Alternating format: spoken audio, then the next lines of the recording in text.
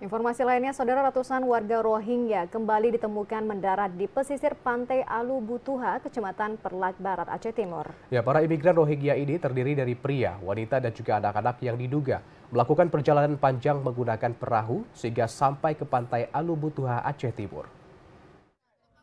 Beginilah terlihat dari video warga berdatangan untuk melihat ratusan imigran Rohingya yang mendarat di pantai Alubu, Kecamatan Perlak Barat, Aceh Timur.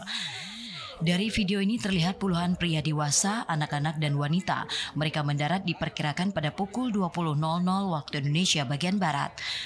Menurut keterangan warga setempat, Muhajir mengatakan imigran ini diduga telah mengarungi lautan dalam kondisi minim perbekalan.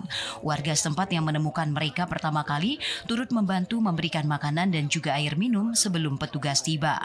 Saat ini pihak kepolisian dan aparat terkait sedang berkoordinasi untuk menangani situasi tersebut, termasuk melakukan pemeriksaan kesehatan dan mengupayakan penanganan lebih lanjut sesuai prosedur kemanusiaan. Aceh Timur sebelumnya juga menjadi salah satu lokasi yang sering dijadikan tempat pendaratan bagi imigran Rohingya yang melarikan diri dari situasi sulit di negara asal mereka.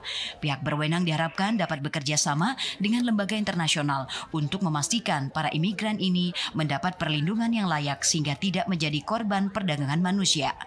Dari Aceh Timur, Said Maulana, TVRI Aceh melaporkan.